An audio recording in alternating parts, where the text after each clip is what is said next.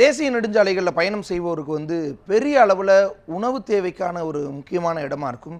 பிறகு கழிப்பிட வசதிகள் அல்லது கொஞ்சம் அவங்களுடைய ரிலாக்ஸேஷனுக்கு ஏதாவது இருந்துச்சுன்னா அதுக்கான தேவைகளாக தான் அந்த இடம் இருக்கும். ஆனால் அது கட்டாயப்படுத்தி திணிக்கப்படுற ஒரு அம்சமாக தான் சில நேரங்களில் இருக்குது. அந்த வகையில் விருதுநகர் மாவட்டத்தை பொறுத்தளவு அங்கே இருக்கக்கூடிய நெடுஞ்சாலை பயணங்கள் எப்படியானதாக இருக்குது, அங்கு இந்த உணவகங்களினுடைய நிலை என்ன விளக்குகிறது இந்த செய்தி தொகுப்பு. கிராமங்கள், நகரங்கள், பெருநகரங்கள் என நெடுஞ்சாலைகள் அனைத்தையும் சாலைகள் மூலம் இணைப்பது சாலை போக்குவரத்தின் சிறப்பாகவே கருதப்படுகிறது. இதன் தேவை அதிகரிக்க துவங்கியதும் மேலும் வளர்ச்சி பெற்று இன்று தங்க நாற்கர சாலையாக உருவெடுத்துள்ளது.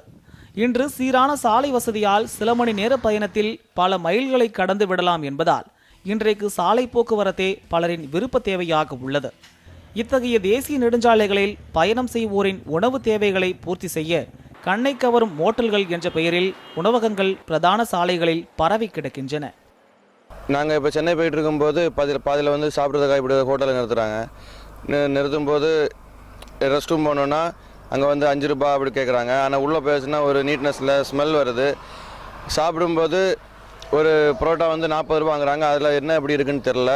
முட்டையெல்லாம் வைக்கிறாங்க, அப்படி பெருசாகனு தெரியல. கவர்மெண்ட் பஸ்ஸு எல்லாமே சில கண்டக்டர் டிரைவர்லாம் எதிர்பார்த்து எந்த இடத்துல நமக்கு என்ன இது தேவையானது கிடைக்குங்கிறத பார்த்து பாடுற மாதிரி ஒரு எதிர்பார்ப்போட வண்டி கொண்டு போகிறாங்க. அந்த இடத்துல மக்களுக்கு தேவையான நல்ல உணவு கிடைக்காது. அதாவது காசு கூட கொடுத்தாலும் தரமான பொருள் அவங்களுக்கு இல்லை. இது கவர்மெண்ட் ஸ்டெப் எடுத்த முடியும். ஏன்னா சில நிர்பந்தத்தின் அடிப்படையில் வண்டி நிப்பாட்டுறாங்க.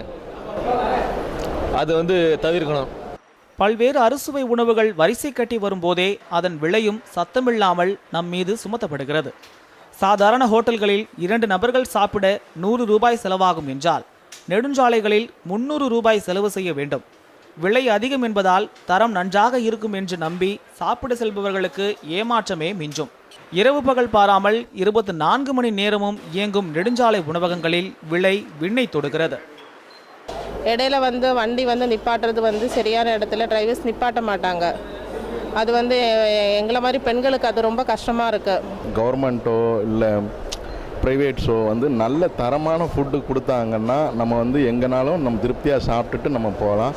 நமக்கு இது ரொம்ப ஒரு நல்லதாக இருக்கும்னு நான் நினைக்கிறேன். இந்த மாதிரி ஒரு குவாலிட்டியாக இருந்துச்சுன்னா சாப்பிட்றதுக்கு ஒரு ரொம்ப சாட்டிஸ்ஃபேக்ஷனாக இருக்கும். பேருந்துகளில் பயணம் செய்வோர் சந்திக்கும் பிரச்சனைகள் ஏராளம். இடைநில்லா பேருந்து என்று கூறப்படும் பேருந்துகள் ஏதாவது ஒரு ஹோட்டலில் நிறுத்தி விடுகின்றனர்.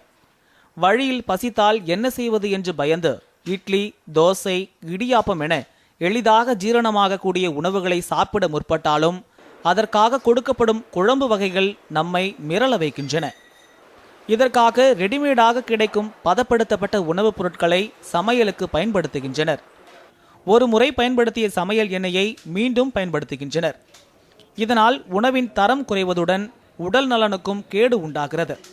அதோடு சுவையூட்டவும் நீண்ட நாள் கெடாமல் இருக்கவும் அஜினோமோட்டோ போன்ற தடை செய்யப்பட்ட ரசாயன பொருட்கள் சேர்க்கப்படுகின்றன. டிராவல்ஸ் வண்டிக்காரங்க நமக்கு ரிட்டர்ன் வர்ற டயத்தில் உள்ள நல்ல ஹோட்டல் செலக்ட் பண்ணி நிப்பாட்டினாங்கன்னா எங்களுக்கு கொஞ்சம் வசதியாக இருக்கும். அவங்க அவங்களோட அவங்க ஒரு சிகரெட் வாங்குறாங்க, அந்த மாதிரி கமிஷனுக்காக தண்ணி இப்போ இங்கே கென்லி இங்கே குவாலிட்டியான வாட்டர் கிடச்சிரும். நம்ம வாங்குறதுல கூட அவங்க கொடுக்குற வாட்டர் என்னன்னு கேட்டிங்கன்னா அவங்களுக்கு லாபத்துக்கு ஏதோ ஒரு பம்பு வாட்டர் மாதிரி இந்த உப்பு தண்ணியை தான் கேனில் பிடிச்சி விற்கிறாங்க. பிஸ்கட், சாக்லேட் போன்ற தின்பண்டங்களையும் அதிக விலைக்கே விற்கின்றனர். தண்ணீர் பாட்டில்கள், குளிர்பானங்கள், காஃபி, டீ, இளநீர் விலையும் பல மடங்குள்ளது. வேறு வழியின்றி பயணிகளும் அதனை வாங்க வேண்டிய சூழ்நிலைக்கு தள்ளப்படுகின்றனர். இந்த சாலையோர உணவகங்களில் உணவு தர பரிசோதனைகள் என்பதும் கேள்விக்குறிதான். நகர்ப்புறங்களில் உள்ள ஹோட்டல்களில் உணவு பாதுகாப்பு அதிகாரிகள் ஆய்வு செய்வது போல மோட்டல்களுக்கு சோதனைக்கு செல்வதில்லை. பேருந்து ஓட்டுநர்கள், நடத்துனர்கள் மோட்டல் உரிமையாளர்களுடன் ஒப்பந்தம் செய்து கொண்டு குறிப்பிட்ட மோட்டல்களிலேயே பேருந்தை நிறுத்துகின்றனர். நெடுஞ்சாலைத்துறையும் போக்குவரத்து துறையும் உணவு பாதுகாப்பு துறையும் உரிய நடவடிக்கை எடுக்க வேண்டும். அவ்வப்போது தரப்பரிசோதனை மேற்கொள்ள வேண்டும் என்பதே பொதுமக்களின் கோரிக்கையாக உள்ளது. விருதுநகர் நெடுஞ்சாலையிலிருந்து செய்தியாளர் ஷாகுல் அமீத், நியூஸ் 7 தமிழ், விருதுநகர்.